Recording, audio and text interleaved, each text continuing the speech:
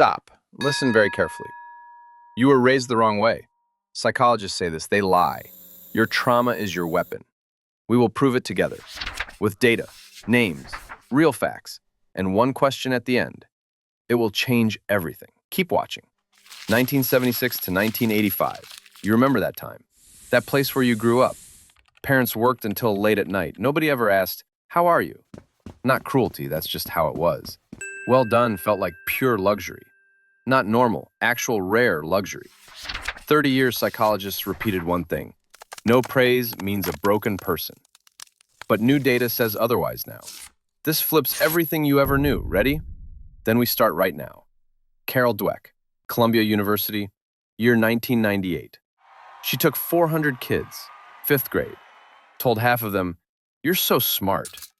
Praised the others only for effort, just for the process, for the work. 1 year later, results shocked everyone. The smart kids feared hard tasks. They avoided anything that risked failure. Too much was riding on the outcome. Those praised for effort, different story. They chose the hardest tasks themselves. Difficulty meant growth for them, not a threat. Exactly, an opportunity. Your parents accidentally did it right. Accidentally, but precisely. That matters. Nobody ever praised them either. 3 generations, without one well done. Not a chain of trauma, a code, survival code, passed down in silence. From generation to generation, quietly. Imagine a muscle without any load, soft, weak, completely empty inside. Your psyche grew under constant pressure, constant, silent, relentless daily pressure. Pressure never creates soft cotton, never. Pressure always creates steel, always. But wait, that is not the full picture. There's something important. Nobody talks. One question right now. Answer honestly. When did you rest without feeling guilty? If you can't remember, that's the diagnosis. Not just fatigue, deeper. It's a system. A system installed back in childhood. And it is still running right now. Quietly, automatically, every single day. You don't even notice it running. Real story. One manager, age 44. Successful. 3 kids. His own house. Outside, everything's there. All built.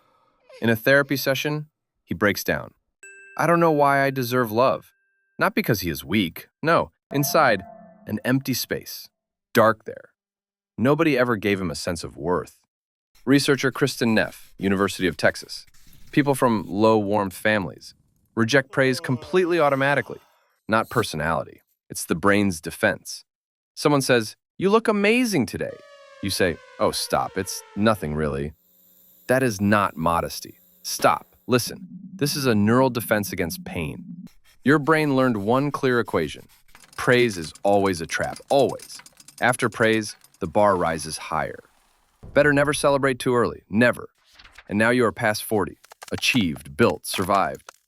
Exhausted now. A quiet inner voice says this. Is that all? Something feels missing. This is not a midlife crisis. It's delayed hunger for recognition. The one you waited for as a child. It never left. It's just waiting.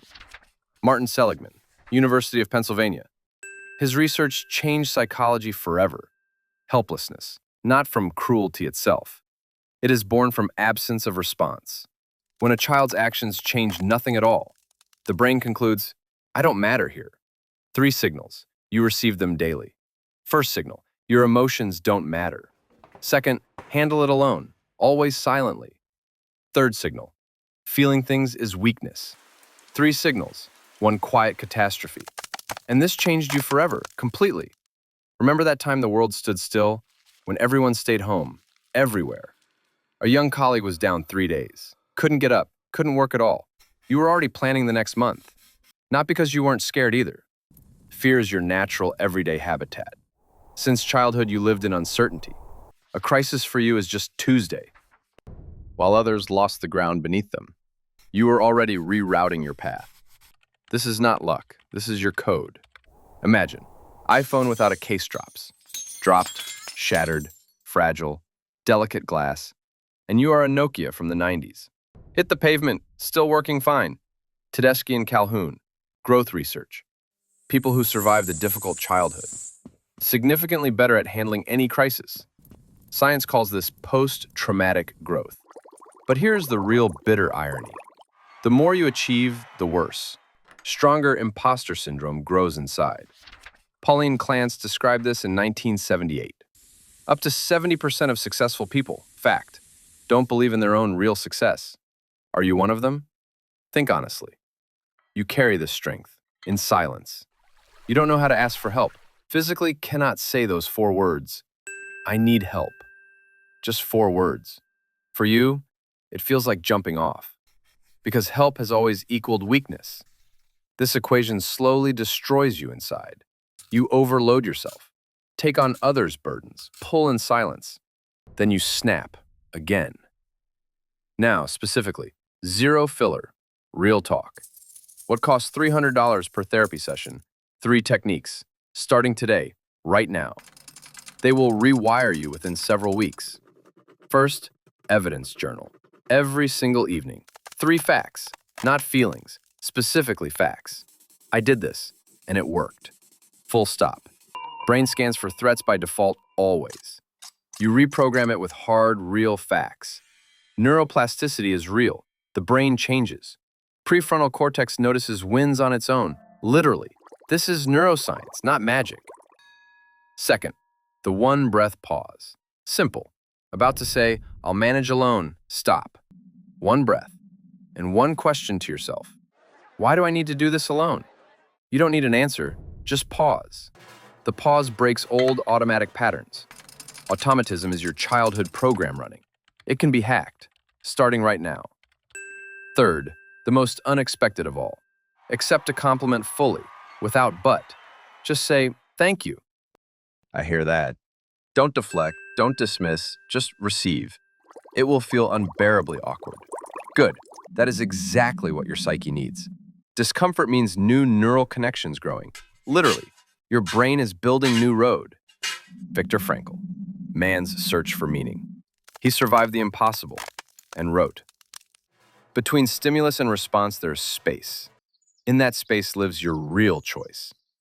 Your childhood was the original stimulus. Who you are now, that's the response. But between them, there is real space. That space, that is truly you. But do you know the most important part? When you finally stop running constantly, the sky will not fall on your head. The world will keep turning. Without your pain, your steel will remain with you always. But now it's your tool, not your cage. You are no longer just trying to survive. Now you are finally starting to live. Final question. Be completely honest now.